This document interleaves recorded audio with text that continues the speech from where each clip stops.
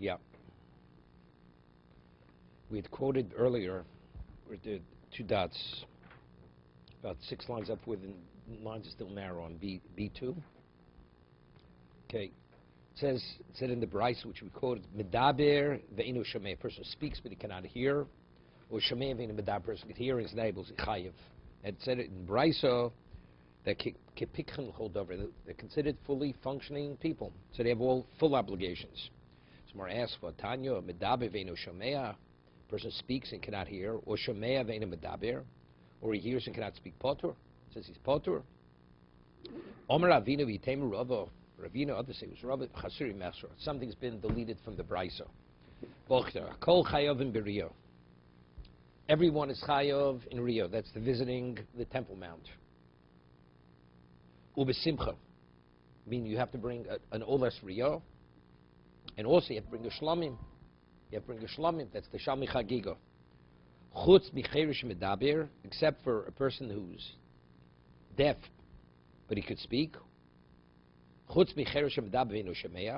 speaks, but he doesn't hear. Or or he hears, doesn't speak. Although he's exempt from Rio, but the mitzvah of Simcha v'samachtem chagecho, that he's obligated to keep. However, but if it's neither, he cannot hear and he cannot speak, the shote v'kotten potter, then though they're potter from everything, they're exempt from all mitzvahs. Potter af min simcha. Why? Why? They're exempt even from the mitzvah of samach b'chagecha. Whole p'turim mikol mitzvahs amors b'torah. And because they're considered incompetent, so they have no obligation whatsoever.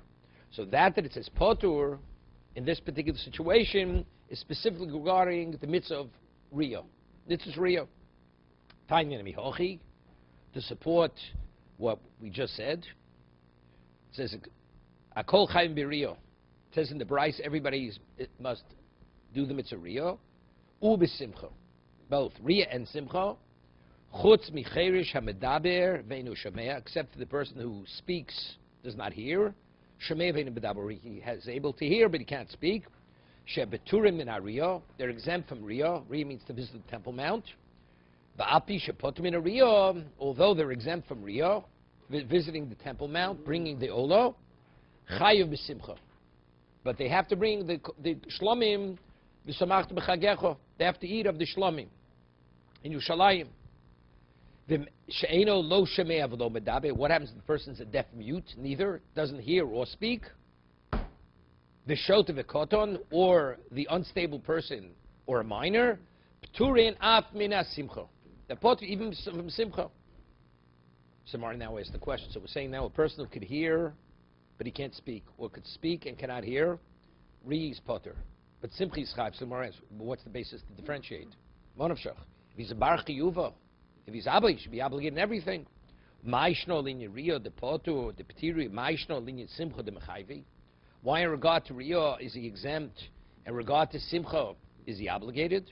Tomorrow answers, Rio, Goma, Rio Mihakel. Because I have Xera Shava. It says Rio over here. In regard to visiting the Temple Mount. And by Hakel, Dichsiv, what does it say? What's the mitzvah of Hakel? It says Hakel is Om, HaNoshim, HaNoshim Ataf. You should assemble the people, the men, the women, and the children. Uchsiv, and it says regarding Hakel, what does it say regarding Hakel? What do they come for? When they the Vo Kol Yisrael Liros, when they come to see. So the word Liros is written by Hakel. Now the Gemara wants to know, and how do we know over there that if a person is not able to hear, although he could speak, or he's able to speak, although he can't hear, that he's potter from Hakel? Because we're equating Riyah to Hakel, right? So now the Gemara says, but how do we know by Hakel that even though he's a functional Jew regarding everything, but from Hakel is exempt? Vosam Inolon. How do we know he's exempt from Hakel? Dichsiv. It says by Hakel, Leman Yishmu. What's the purpose of coming to Hakel? So they should hear, Uman Yilmedu, and they should learn. They should hear and they should learn.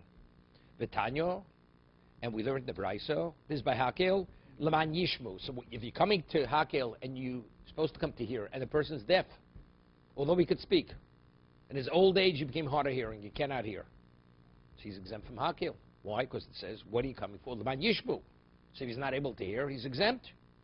Prat lemedabe ve'enu shomea. So that comes to exclude the person, although he could speak, although he's competent, but if he can't hear, he's exempt from Hakel. Uleman yilmedu, when it says lamid prat, l'shomea ve'enu medabe, the one who has the ability to hear, but he's not able to speak. The memra, Smart understands now, even though he could hear, we're saying he's exempt. The memra, so we're able to infer from this, the chilum mishtoi lo gomer, that if a person who cannot speak, you cannot comprehend. You cannot comprehend. And so if the whole idea is comprehension, so if you can't speak, Smart asks, but it can't be. That's not the case. V'ani trei ilmi, there were two mutes. People, they were able to hear, but they were mutes. They couldn't speak. The Avi Bishvusi, the Rebbe, who lived in the neighborhood of Rebbe. Who are they? They Brate, the Rabbi Yochanan and Gudgado. They were the sons of the daughter of Rabbi Yochanan and Gudgado. They were his grandchildren. The Amri, the others say, was Be'achte, the Rabbi Yochanan. They were the nephews, the sons of the sister of Rabbi Yochanan. The Choleimas Tavi'ayel, Rebbe Lebei Medrasha. When Rebbe would come to the Beis Medrash to say his shir, to say his lecture, Havo Aili v'yasi kamayu, or kameg, they would come and they would sit before Rebbe, hear this, umenaidi b'reishayu, because they had the ability to hear. They would nod their heads, shake their heads, umrach b'sfusei, and they would murmur with their lips, but they couldn't express themselves, right? They were able to hear, but they couldn't speak. So when Rebbe saw they were so interested in learning, uboy Rebbe rachmi alayu vitzu, Rebbe prayed for them, and they were healed. Meaning their ability to speak was restored. They were able to speak. And so what did it reveal? Vishtakach, Havi Gemiri, Hilchso, they were fully proficient in the halachas, V'sifro, V'sifri, V'kulei Hashas. Yeah, they were proficient in the whole Torah its entirety. Just we see from that incident that although a person is not able to verbalize something, speak, but if you can hear, he's fully understands. So back to square. So why does we just quoted a brisa that a person who could hear and he can't speak, he's exempt from Hakel. The one who's not able to hear, because it says L'man Yishbu, you have to hear, but the one who hears and can't speak, why is he exempt? We're learning it from L'man Yilmedu, because they're not able to learn, but we see they're able to learn from this incident. Omar Bar Zutra, so Bar Zutra answers, now the letters are Yilmedu. Yilmedu means to learn, but if I switch the vowel and I say Yilamedu, to be able to teach. So a person, you can know everything, but if a person can't speak, you're not able to teach, correct? So that's Kori Be Laman Yilamedu. So from Laman Yishmu tells me a person who could hear, who can't hear, although he could speak, is exempt. Because the purpose of coming to Hakel is to hear. And the one who could hear and cannot speak, says Laman Yilamedu, that you'd be able to teach what you learn. He's not, therefore he's exempt. Okay?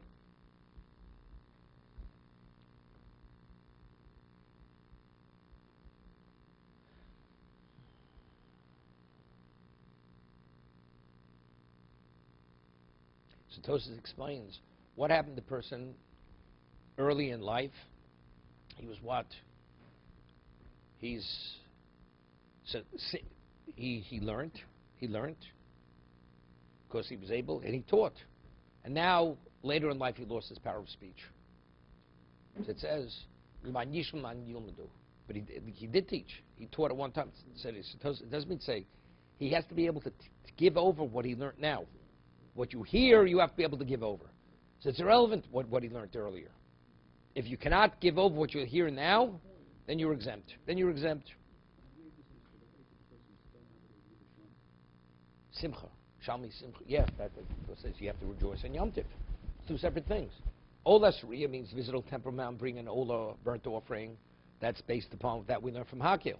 Just as Hakel, we say you have to hear.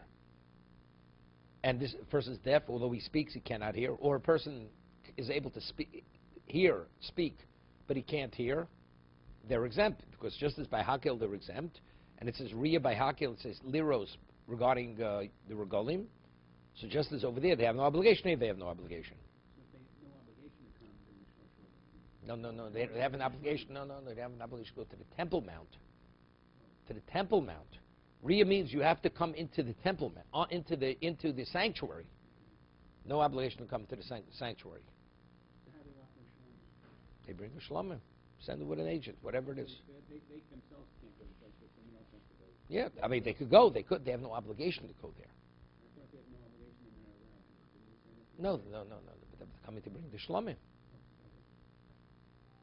I mean, you can't go there as a tourist. Omer Mazutro. Okay, Ravashi Mavadi L'man Yilmeduhu.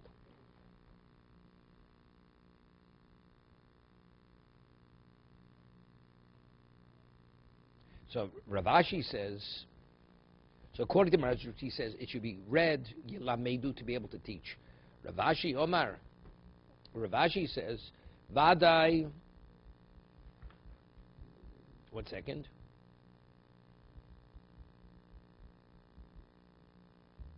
Vadi Laman Yilmedu who?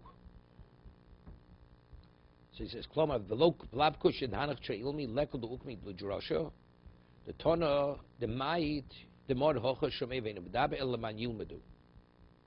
These are the Laman Yilmedu who the Mashmalei Almas Relay Tana Kavan Lo Mishtoi, Lo Gorme.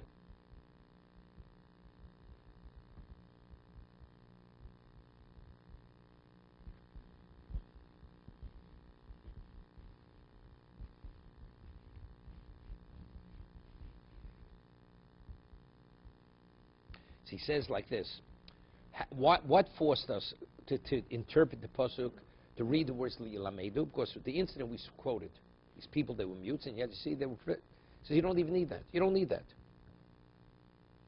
A person who can't hear, although he could speak, that means you know nothing.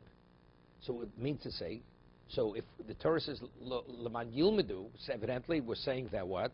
That similarly, a person who's able to hear, can't speak, evidently you can say he doesn't understand. But factually he doesn't. He does understand. Ravashi, so therefore that forces me to say, so what is Yilmedu mean?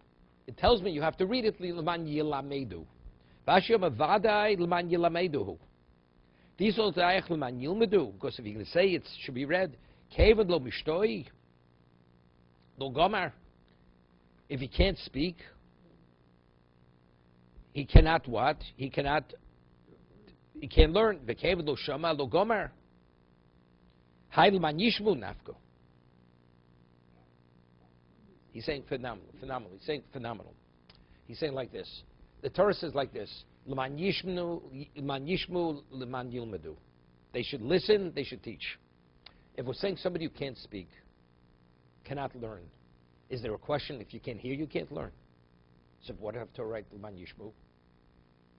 If we're saying, without citing the incident with what's his name, with the nephews or the grandchildren of the Tana, if actually we say a person who cannot speak, he cannot fully comprehend, right? That's what the more wanted to say. If that's the reality, so how we can learn L'man Yilmedu?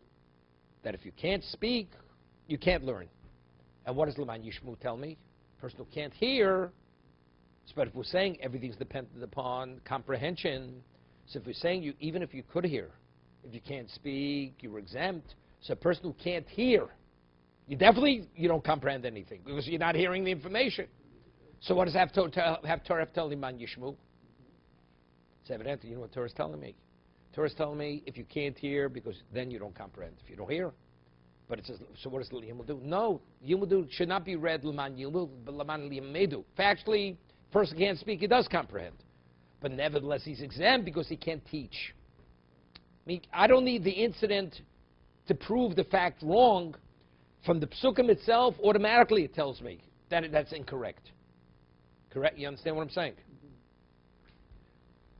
He says, let's read it. He says, Vadi L'man Yilamedu. Definitely it's read. Why? Diesel L'man Yilmedu. If you're going to read L'man Yilmedu, Kevad Lo Mishtoi Lo Gomer. We say a person can't speak, he can't learn. Kevad Lo Shama Lo Gomer. And if you don't hear, you definitely can't learn. Right? You hear nothing. If that's the case, L'man Yishmu, Nafka. But so what do I need L'man Yishmu? I already know it says L'man Yishmu. It's totally superfluous. El Vade L'man Yilamedu. So L'man Yishmu means a person who can't hear, it's understood. He can't learn. There's no question. If he can't hear. L'man Yilmedu means although you comprehend, it's not enough Even though you've learned, you have to be able to disseminate it. So a person can't speak, you can't disseminate it. Okay, further. What about a person's deaf in one ear? One ear works, the other one doesn't work. Rav Tanchum says he's poshenemar b'ozneihem, because it says by Hakel you should say it over in their ears, plural. You hear this? Ears. So ears are two ears. So more s v'hayozneim v'hay b'ozneim iboyle b'ozneim kol Yisrael. Ozneim doesn't mean the individual; it means in their ears, referring to Klal Yisrael. They should come and you should give it over in their ears. Hahu mi neged kol Yisrael nafka. No, it says it should be said in the presence of all the Jews. So therefore, Ozneim is not referring to the plural of the people, but rather each person. He has to be able to hear with both ears. It says, no, I'd say maybe it's enough to say Hakel in the presence of Jews, even if they're not paying attention. Right? How do you know you have to pay attention? Torah says, no, they have to pay attention. Vudashami. Somewhere says, that I already learned from Man Yishmu. So what do I need Ozneihem? Evident to tell me that they have to be able to hear with both ears. It's interesting. There's a question. There's Be'er Halacha and Shulchan Aruch. Let's say you listen to Kriyas Torah Shabbos and you miss a word. Is it a problem? Do you have to hear every word or not? So he cites, it's a question. Is the mitzvah of Kriyas Torah mean you have to be present when the Torah is read, even though your mind may wander? Well, no. You have an obligation to read every word. So just as by Kiddush we say Shomei Koneh, so the Baal Koreh, when he reads, you have to listen, and his reading is considered as if you're reading, because you have to read every word. We're not talking about the person who gets the Aliyah. One who gets the Aliyah definitely has to read, because he's supposed to read himself. So the Baal Koreh is being motzi, the one who gets the Aliyah. Talking about the people who are present. What is the obligation of Kriyas Torah? To be there, or to be attentive to what's being read? That's the question here. Maybe it means Hakel should be you just have to be present while the Torah is being read, but you don't have to pay attention. So there it tells me no, you have to hear the words. Right? L'man yishmu. Omrab Tanchum. Chigur braglo achas. What about if he's lame in one leg? Not both legs. One leg. Shenemar, it says regolim. Yeah? It says regolim. Regolim means two legs, like raglayim. So Maris, Ivor, we boile, prat lebalikavin. Regolim, we learn what a person is an amputee. A chigur means he has feet, except his foot is lame. Regolim, we learn out balikav, person wears a peg leg. That means he doesn't have legs, right? So Maris, ahumi mi pomim. We learn. Pomim also means paces. It says sholosh pom bashana yiroy. 3 times a year. But pomim, the word pomim, also means paces. See, we already know that from what? From pomim. The time pomim ainly pomim elu raglayim. Here, the word pomim means raglayim. Quotes a post, tirmasna regel raglioni, it will be trampled, the leg of the poor man, pame dalim. So you see, pame means what? It's regel, and pami is referring to the paces of the person. The Omer, there's another pasuk here. Here you go. First pasuk is Yishai, second one. Mayofu pamayich banolim bas nodiv. Here, it's pasuk in Yeshir Hashirim. Mayofu pamayich, how beautiful are your paces, banolim in Yeshu's bas nodiv, the daughter of the philanthropist. Doshrav, what does this mean? What does Shlomo mean? Ma'idich mayofu pamayich b'nodolim bas nodiv kamanoin ragalin shel Yisrael. How beautiful are the feet, meaning the paces of Klal Yisrael b'shosha ulam v'regel, when they ascend the Temple Mount. Hashem says, how beautiful are my children's paces. What's bas nodiv? They are the daughter of the nodiv, of the great philanthropist, Bito shel Avram Avinu. They are equivalent to the daughter of Avram Avinu. Shenikra Nodiv, we find that Avram Avinu is referred to as the Nodiv. He is the philanthropist. Shenemar, Nedive Amim Nesofu, we say this on Lamsef Mizrael of Korach, right? Same Mizrael of Korach. Nedive Amim Nesofu, those mean the tzaddikim, the ones who give generously of their lives, they will assemble. Im Elokei Avraham. They will, I mean, the tzaddikim of the goyim, they will gather together with what? With Elokei Avram, with the God of Avram. Someone asks, Elokei Avram, Elokei Yitzchak, Yaakov. I mean, he's only the God of Avram. It's Elokei Avram, Elokei Yitzchak, Elokei Yaakov. Elokei Avram she'etchil el gerim. The goyim, who are righteous Gentiles, who also give of themselves for God, will gather together with Elokei Avram. Avram was the first ger. He was the one who acknowledged Hashem. Rashi says, take a look at Divi, Amihim Agerim, Hamisnadvim, Mibeinu Amim. Lekabel Aleim Ol Mitzvos. They give of themselves, the goyim, among the nations. Okay? Omer Rav Kahana, Dorosh Rav Nosbar Yumi B'Shem Rav Tanchu, Maidich Siv, V'abor Rekeim V'omoyim. It's very important. Avram Avinu is called the daughter of the Nodiv. Al Shem Shenodvu Libel Hakeboro. See something interesting, Rashi. Nodvu Libel Hakeboro. He gave of his heart to recognize his master. See Rashi. Why was Avram called Nodiv? He gave of his heart to recognize his master. This is Rashi's words. You see it? Al Shem Shenodvu Libel Hakeboro. You know, everything has a cost factor. What does the heart want? The average heart. We lust. You lust after you don't lust for Kedusha. So if a person has an interest in Kedusha, what is he doing? That means he's willing to give his heart. So you're going against the grain. So therefore, he gave of his heart to recognize his Creator. He had to suppress his emotion, which is naturally taiva, lust, and he took the heart and he gave it to God to recognize his maker, his Creator. Okay. The Dorash, Rav Nosman, Yubim Shem Reb Tarchum. Maidich Sivabor Rekeim V'omoyim. This is by Yosef. He was thrown into a pit. It says the pit was empty, had no water. Mashinem Avor Rekeim Enu Deishem V'omoyim. It's understood, right? If the pit is empty, it's understood. There's no water in it. Water it didn't have, but there was something else in it. It was a snake pit. Snakes and scorpions. Okay. There you go. Evolve.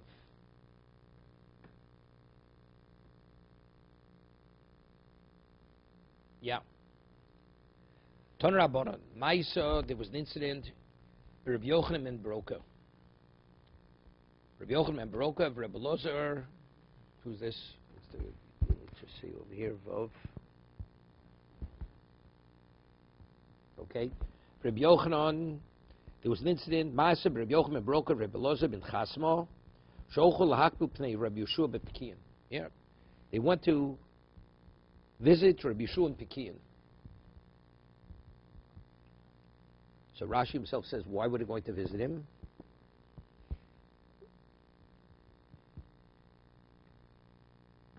He says, because there's a mitzvah. Take a look in Rashi. Yom Tov Hoyo, it was Yom Tiv. Shchai Vodom, L'chabit es Rabbo, B'hakbolos Ponim. A student has an obligation to visit his Rebbe to show him honor. K'na'amid himself Shoshonim, Aduat Holech Siom Lo Chodesh Lo Shabbos, okay.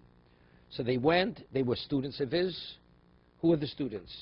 Rabbi Yochanan and Broka and Rabbi Lozer and Chisma, they went to visit their Rebbe in Pekian, Rabbi Yeshua. Amalem Machidushoi Beis Hayom, he said, so what does the Rebbe ask him? He says, what Chidush was said at the Beis Medrash today? He wasn't there. Yeah. Meaning Rabbi Yeshua wasn't there, so he says, what Chidush was said in the Beis Medrash?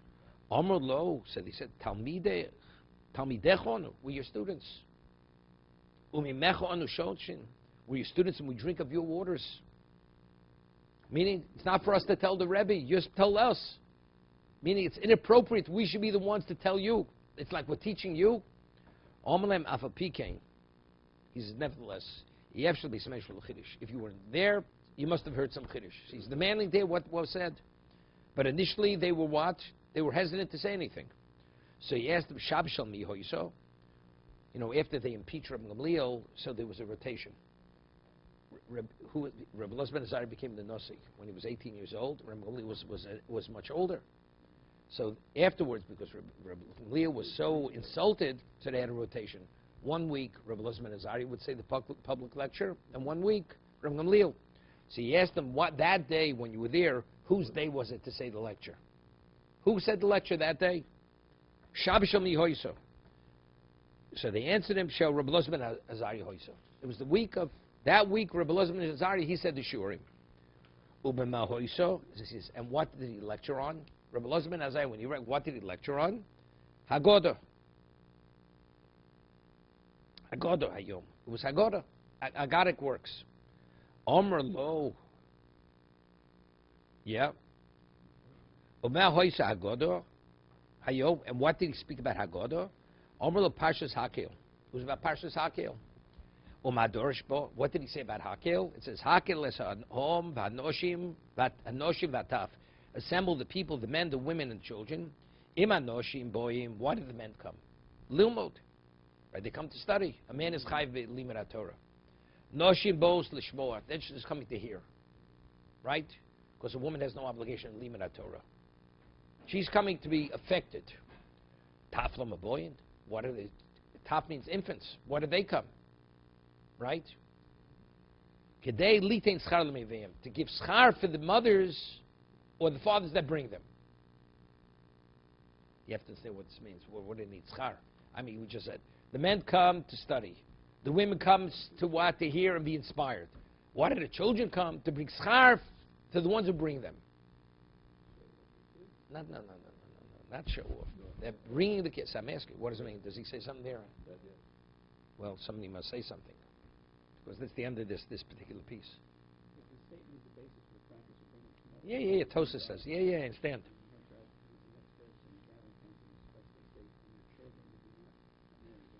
Yeah. But it says to bring, but it says to give schar for those who bring them. The ones who come, they themselves have schar. They have schar because they're learning or they're being inspired. Okay?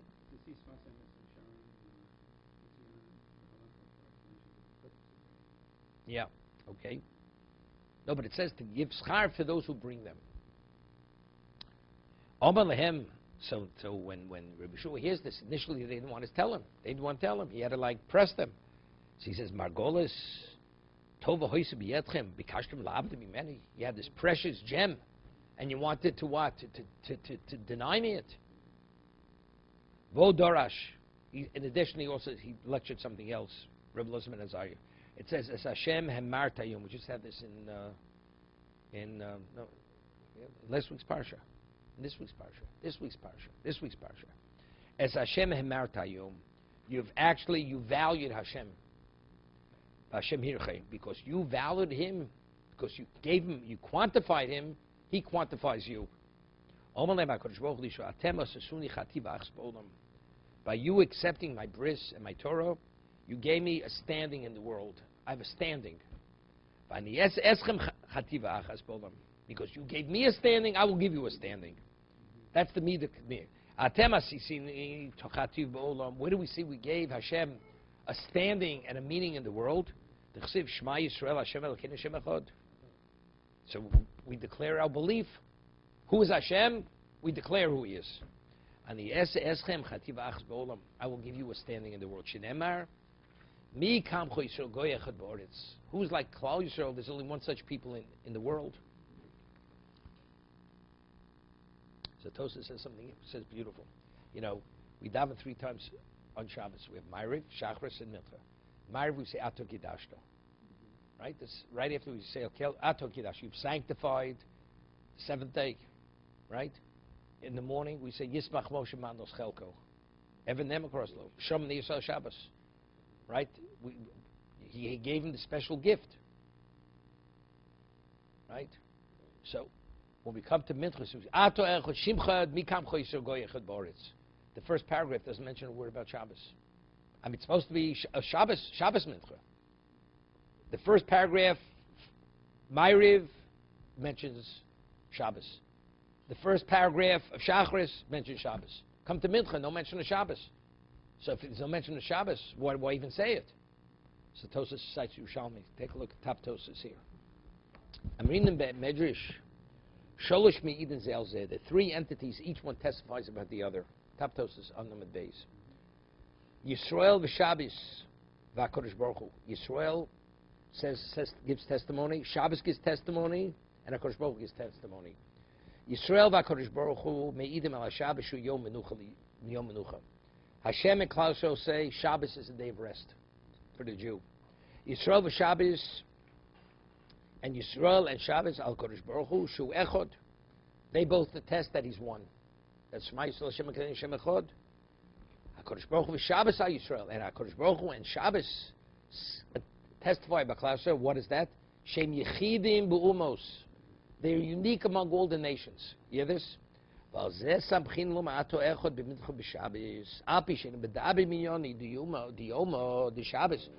there's no mention of Shabbos, but since we say each one testified the other, and this is within the context of Shabbos, so what is Shabbos? And HaKadosh Baruch Hu said about Klal Yisrael,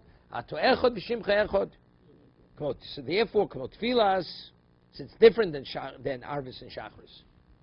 But this is the reason why we say Ato Echad at Mincha, although in the first paragraph there's no mention of Shabbos. Because Shabbos and Hashem are testifying to the fact of the uniqueness of Klal Yisrael. Okay? Further.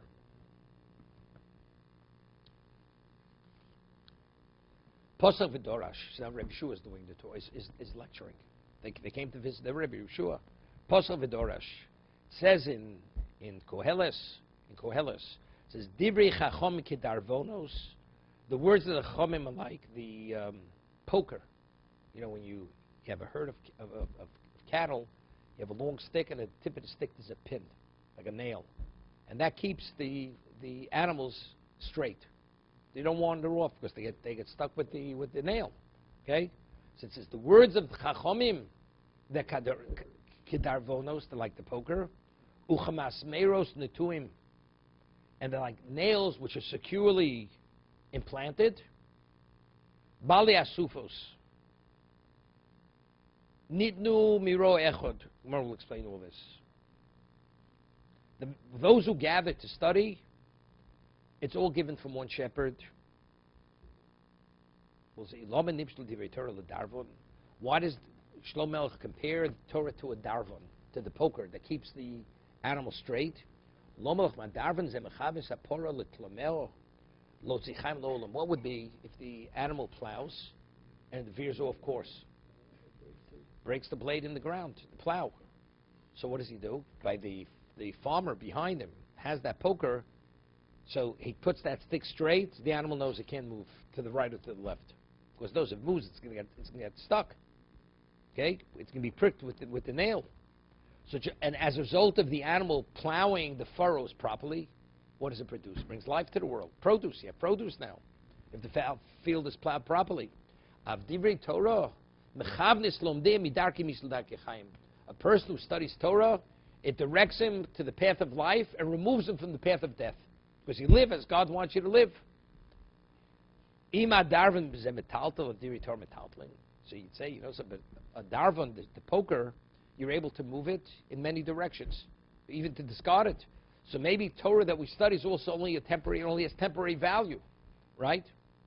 Tamlo masmeros. It's like the embedded nail. When you embed that nail, the nail is secure.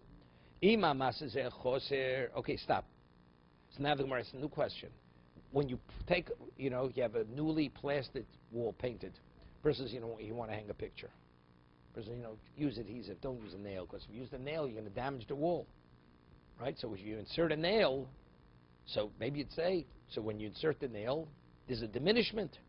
And we'll compare it Torah to what? To what? To a nail. A nail that's secured. So maybe you're diminishing, you're not adding. Avdivri Torah identically, Torah itself is chaser v'lo yiserin. They're deficient and they don't add. Tamlom netuin. They're like planting a sapling. Just as when you plant the sapling, it produces fruit. Of Divrei Torah, parvarovin. Identically, Divrei Torah, when you study, you're not diminished, compromised, but rather it extends you. It gives you a new understanding of many levels. What does it mean? The Balei Asufos. Who are the Balei Asufos? Elo Tamid Chacham. These Tamid Chachamim, Sheoshin Asufos. When they sit in the base medrash, they have groupings, small assemblages of what of different people. Voskim Torah, and they engage in Torah. Now, usually when you're in the base medrash, you have a machlokus. Halalu mitamim, balom mitarin. You have a machlokus, Beisil Beishamai. Some say it's pure, some say it's contaminated. Halalu oshiv, halalu matirin. Some say it's forbidden, it's permitted. Halalu poslim, halalu machshirin. These go in and validate it, the other ones validate it. Shemi Yomar, Odom, Heichonu Lomei Torah, Heichani Lomei Torah, Miato. I mean, you come to the base medrash, it's totally confusing. It's confusing. This one's permitted, this one says on the same issue it's not permitted. So what is it? Right? So Shema Yomar, Odom, Heichani Lomei Torah, Miato, Talmud Lomar, Kulin Numero Echod. All the Torah came through one shepherd. Kel Echod. Nasdon. Oh, one God gave it. Parnas Echod Amoron. And the overseer of Klauso said it. Mipi Odon Kolamasim Baruchu. Everything comes from the Master Hashem. Siv. Vayidaber Elokim is Kol Advor Me'ele Afato Asi Oznecho Afarchis. Ukeniloch. Meaning, you should make your ear like a, how does he translate Afarchis?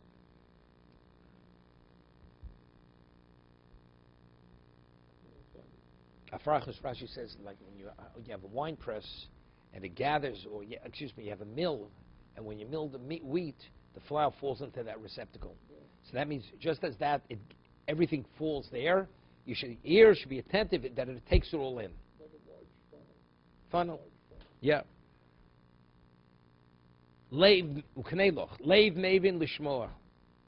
You should have an understanding heart to understand. Divrei Torah, Divrei Torim. As Divrei Osv is Divrei Matirin, as Divrei Apostle is Divrei Machshirin. Yeah. Therefore, that's what you should do.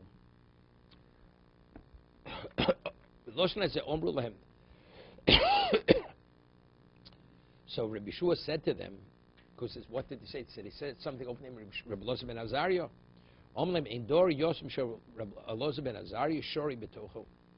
He says, if you have a generation, Rabbi Elazar ben Azariah in your midst, you're not lost. You're not an orphan generation. You have him, you have everything. Okay, that's the end of the dialogue between Rabbi Yeshua and his students that came to visit him. So now the Gemara asks a question. He asked them, what chiddush was said in the base medrash? So what did they do? They what? They backed off. They said, but so what does the Rebbe say? Right? That's what they said. They immediately they didn't agree to tell him.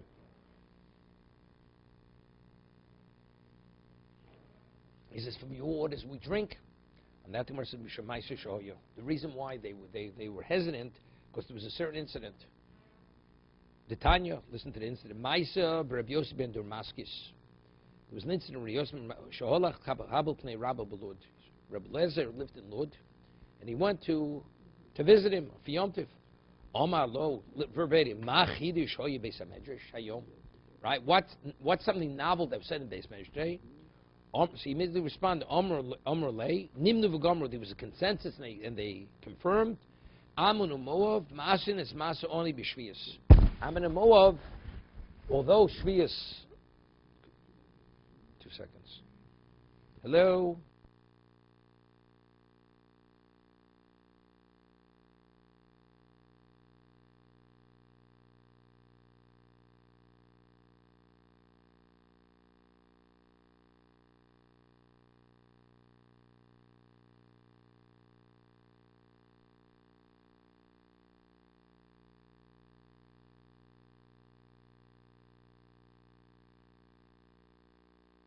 Okay, so listen to the story.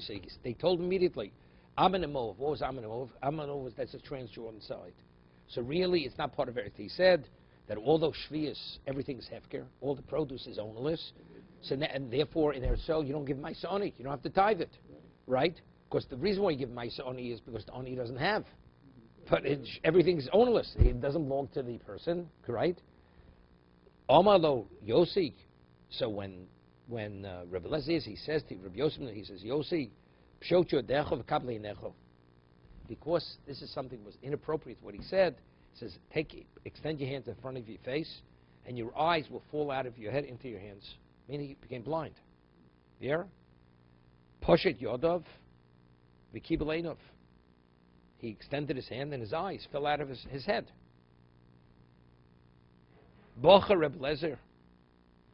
And Reb Lezer cried. Reb Lezer is the one who said it to him. Caused it. V'omar sod Hashem li'reyav ubriso lo diom. The secret of Hashem is for those who fear Him, and the confident ubriso to inform Him. Okay, 1 second. So Rashi says, why did he cause him to lose his eyesight? The reason why he was upset is because the way he said it over, he gave credit to the one who said it in the Beis Medrash. This goes back. It's like, somebody says, so-and-so ruled, let's say contemporary today, and here, you say, the Vilna Gaon already ruled on it. So you tell me a contemporary today ruled on it? So it's insulting. So because the way he gave it over, it was something which was inappropriate, that's what he says. So therefore, we'll say in a moment. Did he give it over incorrectly? No, he gave it over correctly. No. He says the law is this because in the Beis Medrash there was a consensus. He says that's the reason why that's the halacha. There's nothing to do with what you people did. This is an ancient enactment. That although there's certain things which Trans-Jordan has shares with Eretz Yisrael, but this area they said no, we will not. This doesn't share that. Why? Because they wanted people to have what to eat. What happens if the owner doesn't have sufficient? What he gathers from the ownless. So they wanted everybody has to take off a percentage from Maisoni. So the owner should have what to eat. The poor man, right? Emolahem. So Reb Lezer says to Reb Yosef and Damascus, you tell them, the ones who you heard this consensus from, Al tachushul minyanchem. Your consensus means nothing. This is what I received in tradition from Reb Yochanan and Zakkai, Sheshomi Mirabo, that he heard from his Rebbe was Hillel, Mirabo Mirabo, and his Rebbe, who was his Rebbe, Shmai Vavtalin, were Rebbe Hillel. Hilchsa l'Moshe Misinai. Amanu Moav Ma'asin Ma'isa Oni B'Shviyas. Amanu Moav they do take. Hilchsa it's Aloch l'Moshe Misinai. That Amoav take Ma'aser in the sabbatical year. Matam why? Because Harbi Krochim Kovshu Oli Mitzrayim. There were many cities that were conquered by Yeshua when he came into Canaan. Well, Kovshu Oli Bovel. But the same cities were not reconquered by the ones after the 70-year exile. Why? We had some Megillah. Because the initial Kedusha actually was annulled, and it's not effective for the future. So why did they not re-sanctify the cities that originally were conquered? It was intentional. So the Aniyim should have what to eat during the sabbatical year. Okay? What's bothering me is I don't know how he translates that. He said, I received the tradition from Yochanan and Zakkai, Hilchsel l'Moshe Misinai. What did he tell Moshe? It was a rabbinic law. Right? They said they could have sanctified them, but they didn't, so the poor should have what to eat during the sabbatical year. What's the Loch Misinai? Because he said before it was already a Takana Rasha from the Anshe Knesset Agdola. You said it's from the contemporaries, it's already from the Anshe Knesset Agdola. Anshe Knesset will have nothing to do with Halach Misinai. What does that have to do with? Because it was ordained at Sinai.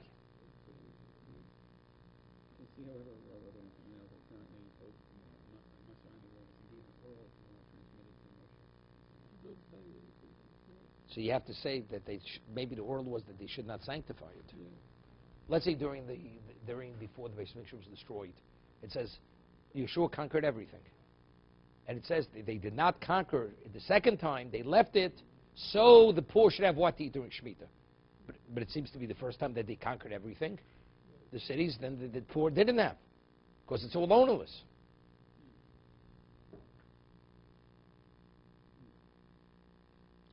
Tana lachshim siyashva dato. Here, after Rebbe Lezer calmed down, that the eyes of Yosi should return to the proper location. Miraculously, his eyes went back into his head, and he was able to see. Let me ask you a question. When it says, after his mind was settled, that's who? Is it Rebbe Lezer's or Rebbe Yosi's? Rebbe Eliezer. At first he was like very perturbed by it, but after not joyful, after he was calm, he calmed down, he what? He said, it's interesting, he said, Yiratz, it should be the will of Hashem, that the eyes of Yossi should return to their location. Okay, we'll stop here. Who did the story for Purim?